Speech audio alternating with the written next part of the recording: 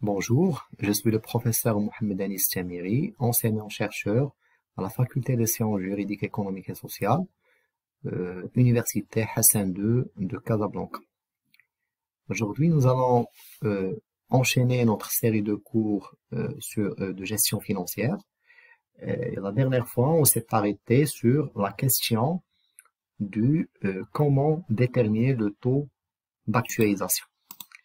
Alors, nous avons évoqué la dernière fois que il y a deux principales approches pour déterminer le taux d'actualisation. Alors, soit que le taux d'actualisation il est considéré comme étant un coût du capital, soit que le taux d'actualisation c'est un minimum de rentabilité exigé par l'investisseur. Alors, même si nous allons travailler avec un taux d'actualisation donc qui est une donnée dans les exercices, mais il convient quand même de souligner les approches, donc la conception du taux d'actualisation. Alors, premièrement, le taux d'actualisation, lorsqu'il est considéré comme étant un coût du capital. Voilà.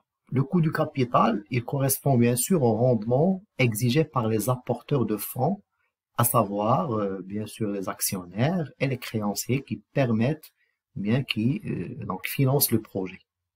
En d'autres termes, la rémunération qui est versée aux apporteurs de fonds, c'est-à-dire les intérêts, constitue pour l'entreprise un coût à supporter en contrepartie de l'utilisation ou bien de la disposition de moyens de financement. L'entreprise, dans ce cas, c'est un agent à besoin de financement, alors que les actionnaires et les créanciers, en général, sont des agents à capacité de financement.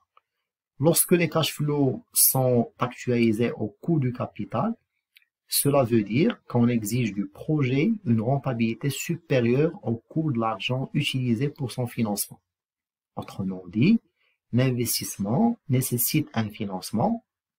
Le financement, il est obtenu en contrepartie d'une rémunération, qui est le taux d'intérêt ou le taux bien sûr des dividendes. Et donc, l'investissement n'est rentable que si les flux nets de trésorerie actualisés qu'il génère sont positifs. Dans ce cas, le coût du capital, c'est une moyenne pondérée des différents coûts ou bien des différents moyens de financement utilisés, des coûts des différents moyens de financement utilisés. Et la pondération implique bien sûr la connaissance de la part ou la proportion de chaque mode de financement. Alors, si on considère un projet financé par les capitaux propres et les dettes, alors le coût du capital sera, donc K c'est le coût du capital, d'accord? Alors, ça va être le coût des capitaux propres multiplié par les capitaux propres sur le total des moyens de financement, à savoir donc les capitaux propres plus les dettes, plus le coût de la dette multiplié par la dette divisé, donc au dénominateur toujours on trouve les capitaux propres plus les dettes. Donc K c'est le coût du capital, K indicé c'est le coût des capitaux propres, K indice D c'est le coût de la dette, C c'est les capitaux propres et puis D c'est la dette. Alors C sur C plus D, alors le rapport que vous voyez là, représente la part ou la proportion des capitaux propres dans l'ensemble des moyens de financement et qui sont, dans ce cas simplifié, en ordre de 2. Capitaux, ou bien capital et dette. Alors que ce rapport-là, alors D sur l'ensemble des moyens de financement, représente la part ou la proportion de la dette dans l'ensemble des moyens de financement. Alors ceci pour la première approche. Alors maintenant pour ce qui est de la deuxième approche, c'est lorsque le taux d'actualisation il est considéré comme étant un minimum de rentabilité exigé par l'investisseur. On parle aussi de taux de rentabilité objectif. Alors dans cette approche, l'investisseur se fixe un taux de rentabilité minimum pour son projet, c'est-à-dire un objectif de rentabilité qui est déjà fixé, Et il va se dire, par exemple, pour opter pour cet investissement, il faut que la rentabilité de ce projet soit en moins de 15%. Et là, il va utiliser ce taux de 15% pour actualiser les cash flows générés et les comparer au capital investi.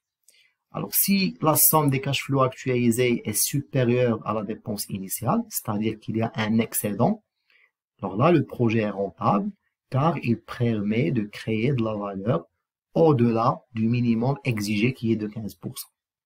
Sinon, c'est-à-dire si la somme des cash flows actualisés elle est inférieure à la dépense initiale, c'est-à-dire qu'il y a un déficit, alors là, le projet n'est pas rentable car il ne permet pas d'atteindre l'objectif de rentabilité exigé ou bien l'objectif de rentabilité fixé.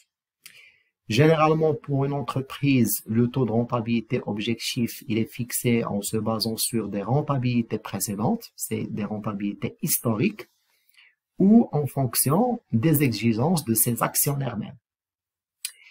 Mais dans notre cas, et afin de simplifier, le taux d'actualisation, comme j'ai déjà souligné, sera toujours considéré comme étant un minimum de rentabilité exigé et sera une donnée dans les exercices que nous aurons l'occasion de traiter. Alors maintenant, nous allons aborder le premier critère d'évaluation d'un projet d'investissement et qui est le plus couramment utilisé, à savoir la VAN, ou la valeur actuelle nette. Alors, pour ce qui est de la VAN, il s'agit d'une mesure de la valeur créée par le projet. La VAN, elle consiste à calculer la différence entre les cash flows actualisés, c'est-à-dire les valeurs actualisées, et la différence et la dépense, d'investissement I0. C'est pour ça qu'on parle de valeur actuelle nette. En appliquant un taux d'actualisation donc retenu, cette technique consiste à actualiser l'ensemble des flux générés par l'investissement au moment, bien sûr, du démarrage du projet. Donc, on va tout actualiser, tout rapporter au moment de démarrage. C'est le temps t égale à 0, comme expliqué dans le tableau des flux de trésorerie, et d'en déduire le capital investi. C'est-à-dire qu'on va retrancher les capitaux investis, ou bien la dépense initiale, des cash flows actualisés. Alors, c'est là qu'on obtient donc la VAN à travers cette formule simple, d'accord? Ce sont les cash flows actualisés moins la dépense d'investissement. Tout simplement, c'est moins I0 ou D0, dépense d'investissement ou investissement initial. Initial, c'est 0. Alors, cash flow, le premier cash flow actualisé, plus le deuxième cash flow actualisé, donc sur 1 plus I à la puissance 1, si on met le produit, donc la puissance, ça va changer de signe, ça devient moins 2, etc., etc., donc moins l'investissement initial, c'est comme ça donc qu'on obtient la valeur actuelle nette. Alors, il faut savoir qu'une valeur positive implique que les cash flows sont supérieurs au capital investi, ou en d'autres termes, le projet permet de créer de la valeur au-delà du taux de rentabilité exigé qui est le taux d'actualisation. En d'autres termes, l'investisseur, il arrive à récupérer le capital investi, il réalise un taux de rentabilité supérieur au minimum exigé qui est le taux d'actualisation, et le projet dégage même un excédent qui est égal à la VAN, donc c'est un projet qui est rentable.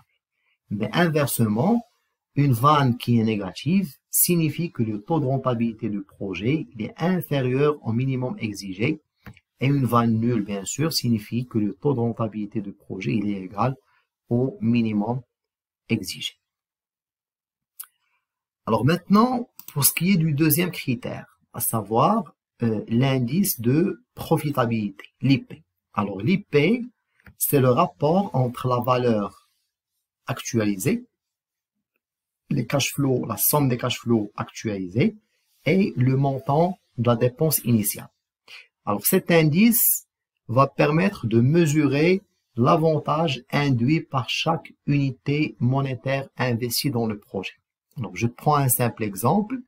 Si je me retrouve avec un indice de profitabilité égal à 1,55, cela signifie que chaque unité monétaire investie procure un avantage de 55 centimes. Si j'investis 100 unités monétaires, alors je gagne 55 unités monétaires. Alors on passe maintenant au troisième et l'avant-dernier critère, c'est le tir ou bien le tri, le taux de rentabilité interne ou le taux interne de rentabilité. Alors, c'est le taux pour lequel il y a équivalence entre le capital investi et la somme des cash flows. Alors, en d'autres termes, si on veut mieux expliquer, le taux interne de rentabilité d'un projet, c'est le taux R tel que la vanne est nulle, ou tout simplement, c'est le taux qui annule la vanne. Alors, il est calculé comme suit. Donc, I0, donc, c'est la somme des cash flows actualisés. D'accord? Donc, vous pouvez mettre la somme des cash flows actualisés moins I0 au lieu de égal à vanne, donc égal à 0. Donc, une vanne nulle. Et l'inconnu dans ce cas sera ce petit R qui correspond au taux de rentabilité interne. Alors, le taux de rentabilité interne du tir, comment on va le déterminer? Alors, tout simplement par interpolation linéaire. L'interpolation linéaire, donc on va l'encadrer entre deux taux, généralement, donc puisque c'est égal à 0, alors entre deux valeurs de la vanne, une valeur positive et une valeur négative. Et par interpolation linéaire, nous allons déterminer le taux de rentabilité interne. Sinon, on peut utiliser directement une calculatrice scientifique, les calculatrices financières, qui permettent un calcul beaucoup plus aisé. Alors là, un projet n'est acceptable que si son taux de rentabilité interne est supérieur au minimum de rentabilité exigé, c'est-à-dire qu'il est supérieur au taux d'actualisation. Alors, dernier critère, c'est le délai de récupération du capital investi. Et comme son nom l'indique, ce critère mesure le temps nécessaire pour récupérer le capital investi. Autrement dit, la période nécessaire pour que le cumul des cash flows actualisés couvre le montant de la dépense initiale. Et donc, pour déterminer ce délai de récupération du capital investi, alors il va falloir passer par le calcul des cash flows cumulés. D'accord? Un cumulé croissant, donc c'est des techniques statistiques que vous avez déjà vues et que nous allons également avoir l'occasion de voir. Donc, une fois on calcule les cash flows cumulés, on applique l'interpolation linéaire également et on détermine le délai de récupération du capital. Donc, c'est un délai, donc c'est un temps, ça mesure le temps qu'il faut pour récupérer le capital investi. L'ensemble des critères de choix d'investissement que nous venons d'expliquer seront traités donc dans des exercices d'application. Vous allez trouver sur la plateforme ENT, l'espace numérique de travail de notre université, une série d'exercices. Les dates également des séances de correction des exercices en ligne, une sorte de travaux dirigés pour le module gestion financière, vous seront communiqués par via officielle, ou tout simplement il suffit de vous connecter sur ENT et vous aurez vous avez bien sûr des comptes personnels. Il faut juste vous inscrire au cours et suivre l'actualité. Je vous transmettrai également un message à travers le délégué de groupe. Enfin, je vous souhaite toutes et tous bon courage et rendez-vous dans d'autres vidéos du cours de gestion financière. Merci de votre attention.